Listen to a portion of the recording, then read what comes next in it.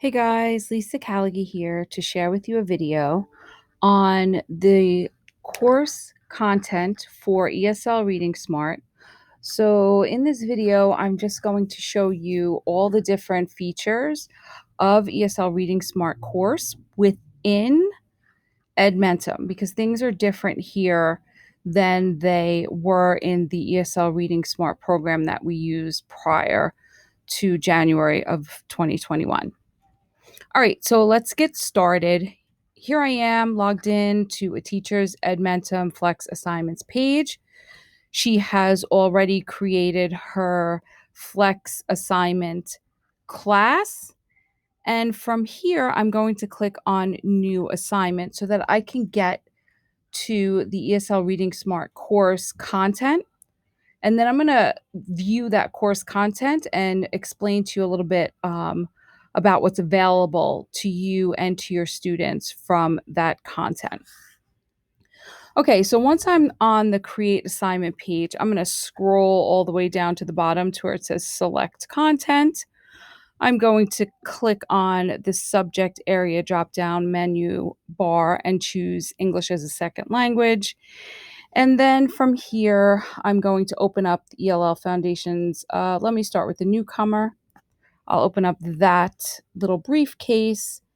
And then I'm actually going to skip the orientation and newcomer because that's really just actually let me just do the newcomer. So the orientation is just a video orientation. Now if you want to assign that to your students, you can. You certainly do not have to. But this is going to give you, as the teacher, the course overview and goals so that you can see in one place. And this is obviously a PDF.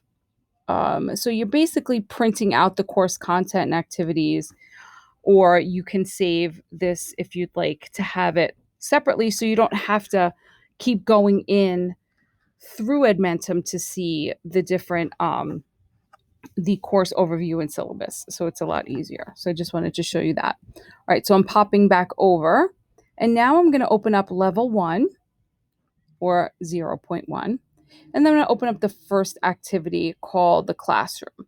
Okay. So the first activity, the classroom, is a tutorial. So I'm going to click again on the view button, and it's going to open up a new tab in my browser window. And now this is exactly what your students are going to see. So it's important for you to understand or see exactly what they're seeing so that you know whether or not it's something that you would like to assign to them. Okay, so let's start at the top of the page. It's going to give you the title of the actual activity. So it's the classroom and it's a tutorial. Moving over towards the right, it shows you how many pages and then a save and exit button. So what happens is if your students run out of time or need to take a break within this one activity, if they have completed some portion of it, they can come up here to save and exit. What will happen is they will be able to retrieve the exact spot that they left when they come back to this activity. So they won't have to do things over again. Okay, so let's come over to the left-hand side menu bar and talk about these tools. So the first one we have here is called Table of Contents. And as you notice, if I hover my mouse over any one of these tools, it will tell you the title, the name of that tool. So clicking on Table of Contents, it's going to take me through the table of contents for this particular activity. So there are, and you'll notice that there are little icons next to the titles. So the icons that have the 3 lines are actually, it's more of a activity where reading is involved, and the other ones are more of, with the pencil, are more activities where the students are involved in answering questions or providing some sort of feedback. So that will, and if you need to jump between the different areas of this tutorial, you can do that through the table of contents. So I can jump from classroom to the actions, and notice up here that my page has jumped from page 1 to page 5, and then the lesson activity now jumps to page 7. Okay, so that's how you can jump between sections of this particular activity and check it out. So that's a table of contents. Closing that window with this X. Coming down to the folder, you have resources, and resources are really cool because these are like extra pieces of teaching material and learning materials that students and teachers have access to. And this is specific to ESL Reading Smart within this content, or within this application, I should say. So for resources for this particular activity, these are what you have. You have a vocabulary list, a student reading handout, a group reading handout, a listening activity sheet, and a language structures handout. Now, some of these will be available to you, to all of your students. Some of them, if they are just teacher related, like sometimes you'll come across a lesson plan in here. Students won't have access to those types of things when they log in. So if you notice, there is a button next to the title here where you can click on, that has an arrow that opens up another page, which or another tab, which opens up that actual resource. So most of these resources will be PDFs, but sometimes you'll find a website that will be a resource for that particular activity. So this is the vocabulary list for this tutorial, the classroom.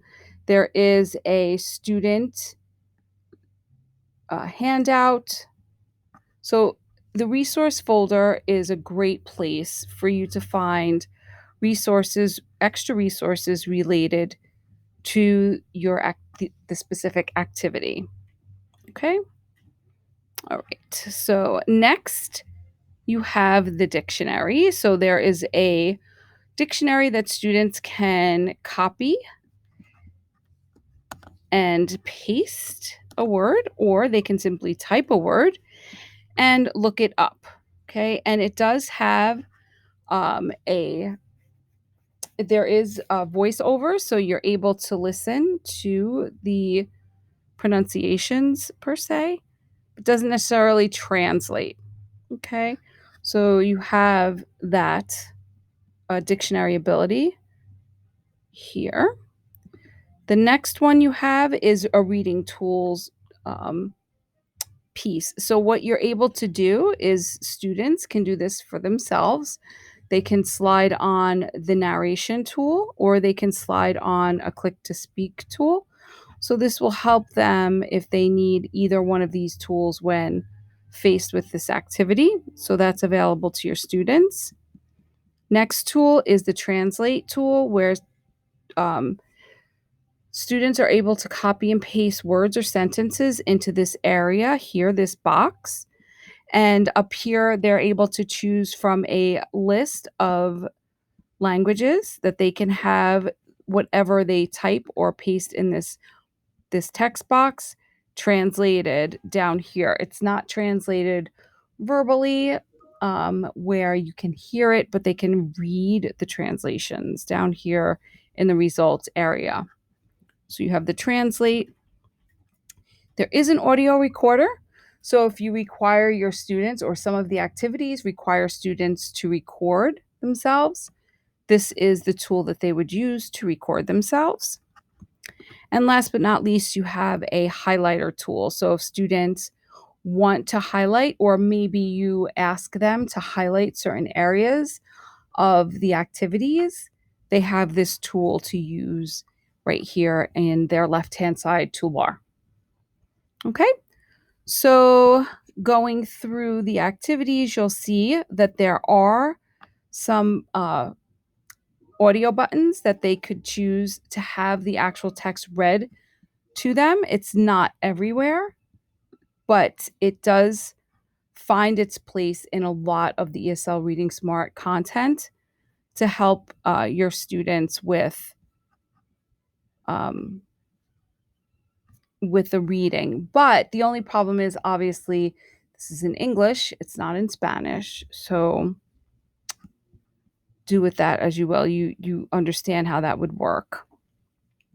All right, so this has been a video on the ESL Reading Smart content and actually viewing the content from the teacher's login, but viewing it as what your students would be faced with, along with all the resources that go along with the content in ESL Reading Smart that has now been moved to the Edmentum platform. So I hope this helps you guys.